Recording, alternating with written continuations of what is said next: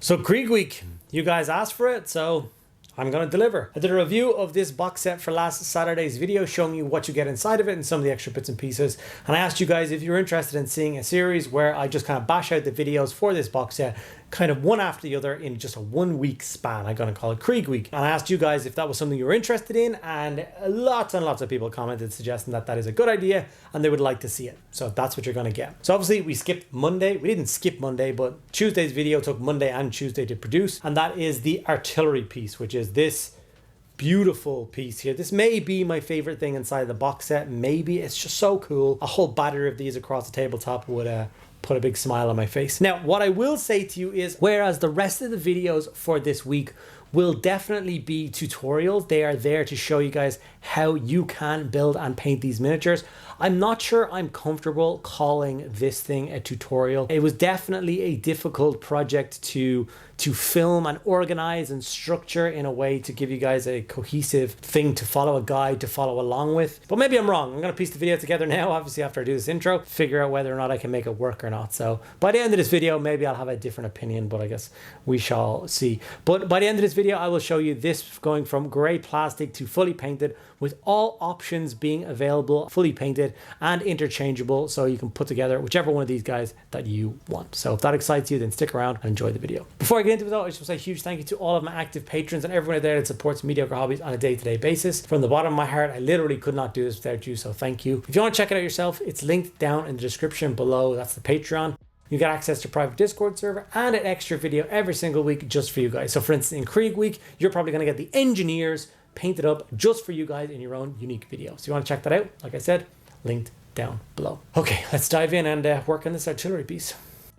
Okay, so this is the gun as assembled as I'm willing to make it before I begin the painting process. As you can see, it is quite disassembled. We have the main chassis of the gun minus the gun shield parts. I've left them off. I have all 4 options for the construction of the gun. And then obviously I've got things like sandbags and the crew and all those other bits and pieces as separately. So I'm going to have to prepare those pieces for spraying now in a moment. Now, as for what this video is going to be, like I said at the beginning, it was really hard to kind of figure out how to structure it and what I was going to do, because like I said, it took 2 days. It was a lot of back and forth. It was a lot of, not so much like tutorial tips. It was just kind of me going through the process. So hopefully this video is just more of an entertainment video. I'm sure you'll pick up a few awesome tips and tricks, especially on the basing of this miniature. And hopefully by the end you will see the true potential of this awesome little artillery piece. So here it is with my personal favorite part, which is of course the howitzer option. Obviously you get the quad mortar, the grenades, and the bombard bit as well. So like I said, you get absolutely every single option, and they don't share the same components. So you get to just build all weapon options and swap them in and out as much as possible, as much as you want, which I think is a really, really nice thing to do. That way, if you buy like a battery of 3 of these guys, get all the parts made up, depending on which kind of game you're going to play or what your opponent's going to play, certain weapon loadouts are going to be more useful than not. So like I said, what I'm going to do with this video is I'm going to break it into 3 distinctive parts.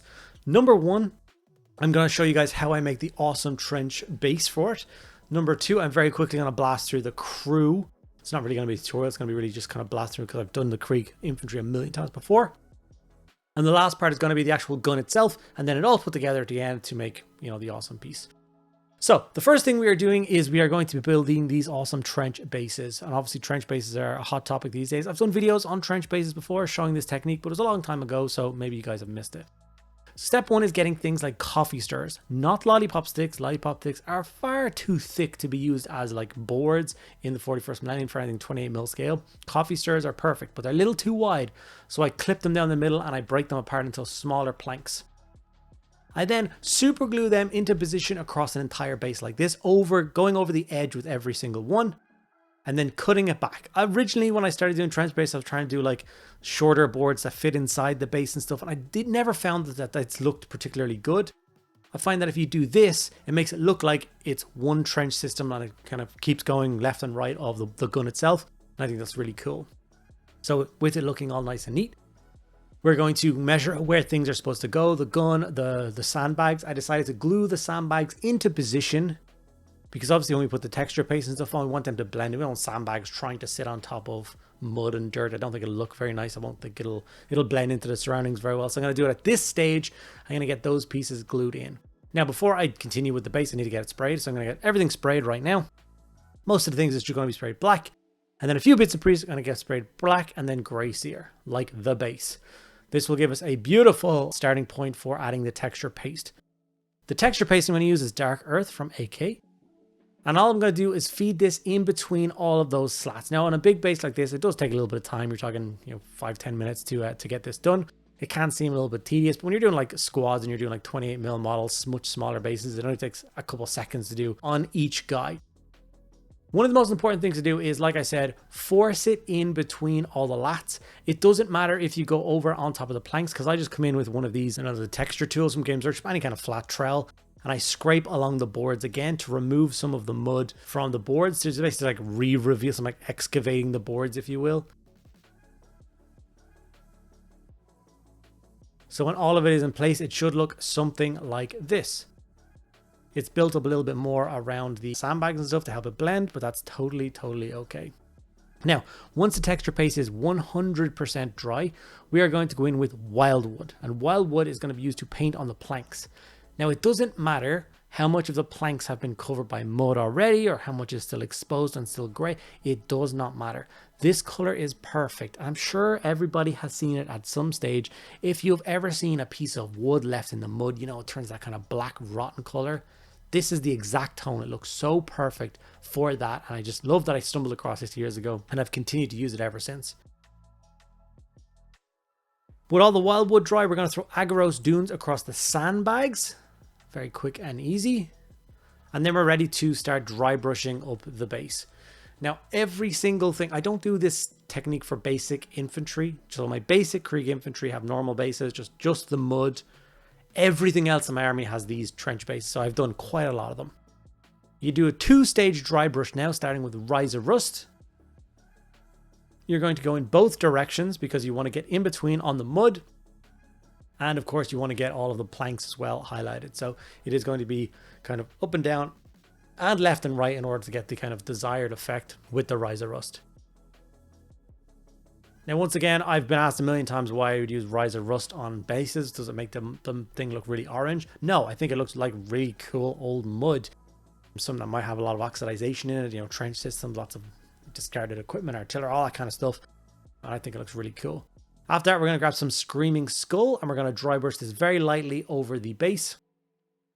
Once again, catching all the edges of those boards, adding a little bit more brightness back into it. It also is a great color for the sandbags, so just continue to dry brush the Screaming Skull up the side of the sandbags, and that's it. You don't need to touch the sandbags again. They're done. Agaros Dunes, dry brush Screaming Skull, perfect sandbag color.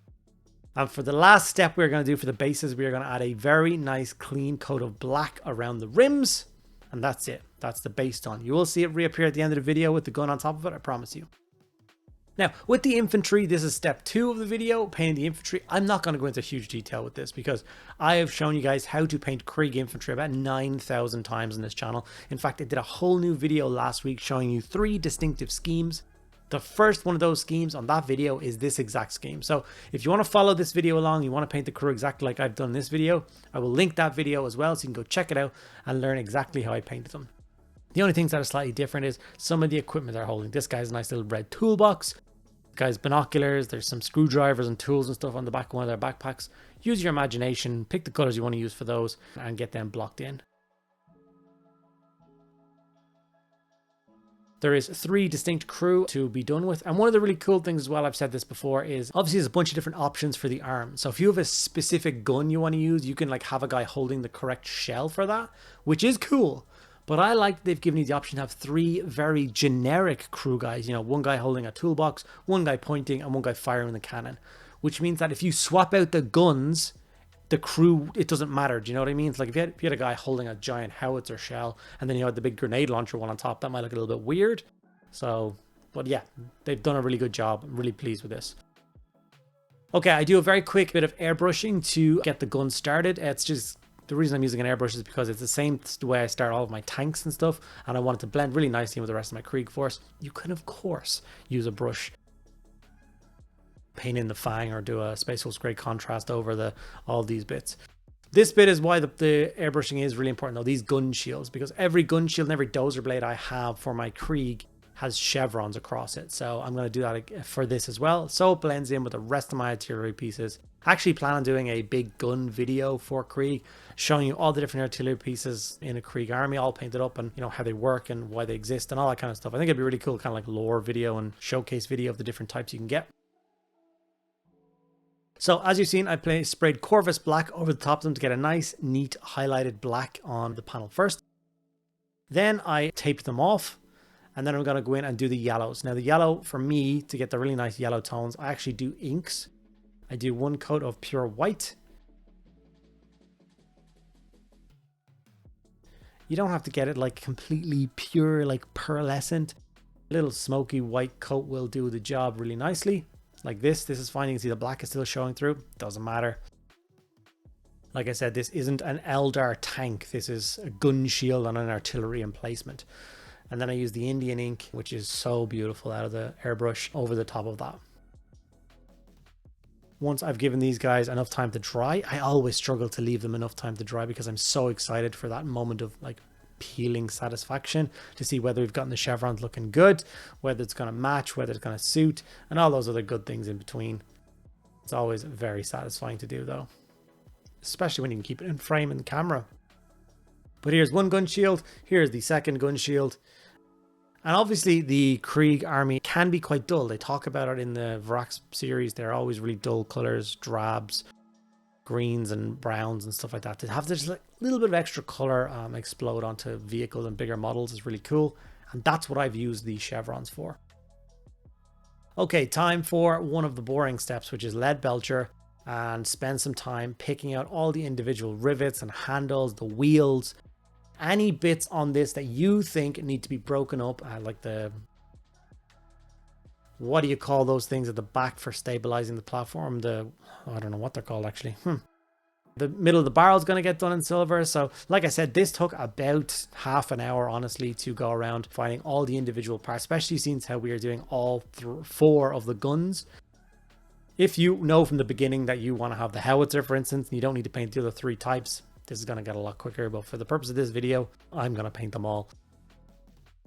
And it's kind of your judgment. Just pick bits that you think look good in silver or whatever, just to break up the quantity of blue. I'm going to be using weathering powders at the end to break up the blue as well, like I always do for all of my Krieg vehicles and artillery and flyers and stuff. And you guys seem to half like it and half not like it. It's like Marmite. I threw some Blood Angels red contrast over all the grenade tips. I don't know whether I should have done them in red or should have done them in yellow or something. It was kind of a tough one.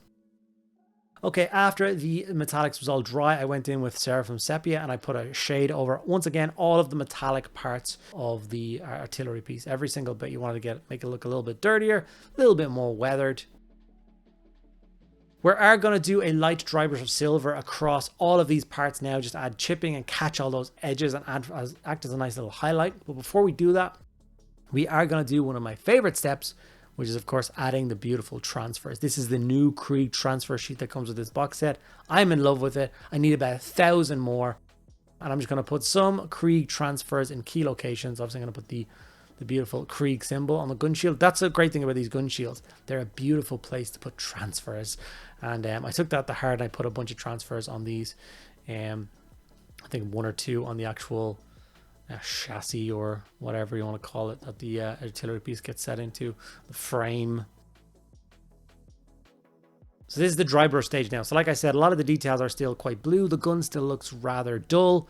But if you ever like look up like what an artillery piece looks like that the military use, like let's say they're in a, I don't know, a green environment, they will just paint the whole bloody thing green. From top to bottom, it'll just be a big green gun. So it's not kind of unusual for it to be so much blue. But I do like adding a little bit of kind of real world element on a dry brush of silver. It just catches the edges of all those details, makes it stand out, looks really nice. It's very, very simple. Even this boring barrel end, you can see after I dry brush the silver, it has catched all the edges. And it does look like I've put a hell of a lot more time into it than I actually have.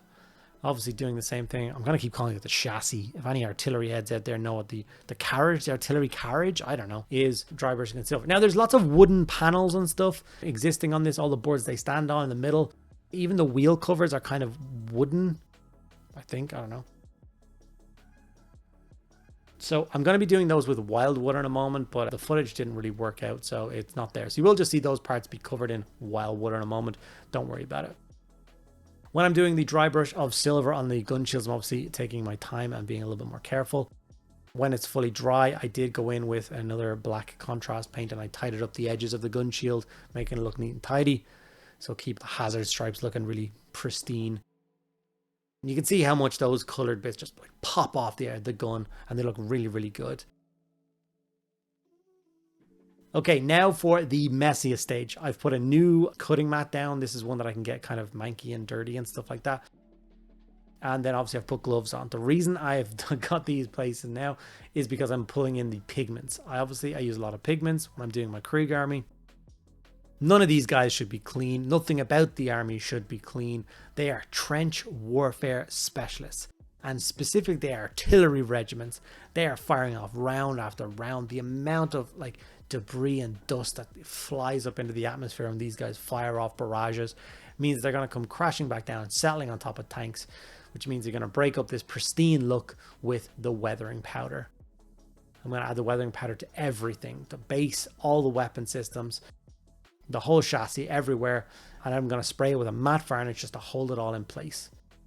With that done, this is basically all the painting finished, and we're now going to do final assembly, show you guys what these guns are going to look like. First thing I need to do is break them off their temporary bases. I did super glue them onto these little stands using a sharp scalpel to remove any excess glue, and then I'm going to start gluing these crew members into place first. Each and every one of them can basically stand on the gun, which does give an extra bit of free space around the gun on the base. So maybe I'll add some barrels or crates or something on a later date. Once the crew are all kind of in place, I super glued the gun into its final position, making sure to get like under each wheel and underneath the stands. Starting to come together, starting to look really pristine. I'm really glad I took the time with this thing. I didn't try and rush it. Even now, I'm editing this video at 6:15, and it's out later today, so it's quite a bit of a rush.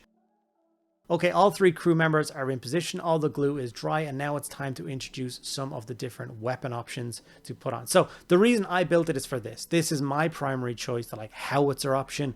I think it looks by far the coolest. It is awesome looking. I want to see 10 of these guys in a row, all like this. It just feels so proper. But like I said, I did paint all the options, so I will be showing you every single option that this thing can have. I'm so pleased with it.